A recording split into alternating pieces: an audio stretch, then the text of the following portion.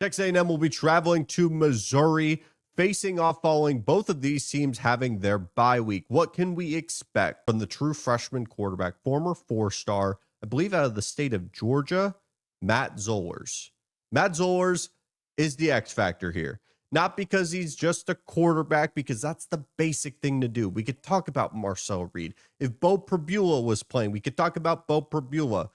Matt Zollers is the X factor because how he performs elevates the opportunities and the different avenues that Missouri could win this game.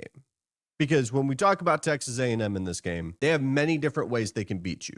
They've shown that. They can beat you in a rock fight. They can beat you in a shootout.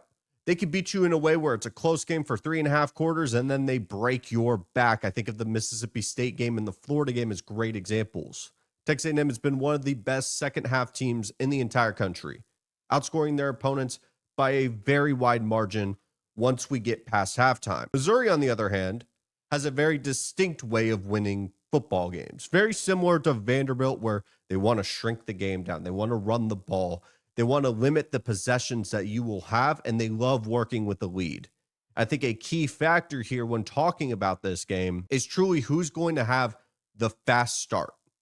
Who's going to get to that first 7-0 lead, maybe a 10-3 lead, and who's going to be working from behind. Now, obviously, that may just seem like a generic statement for any football game. Who's going to be working with the lead? But the play style that Missouri's going to have at home with a backup quarterback, you feel way more comfortable with a true freshman quarterback to be working with a lead versus a guy that's trying to climb back into a game with a guy like Cassius Howell on that defensive line for Texas A&M.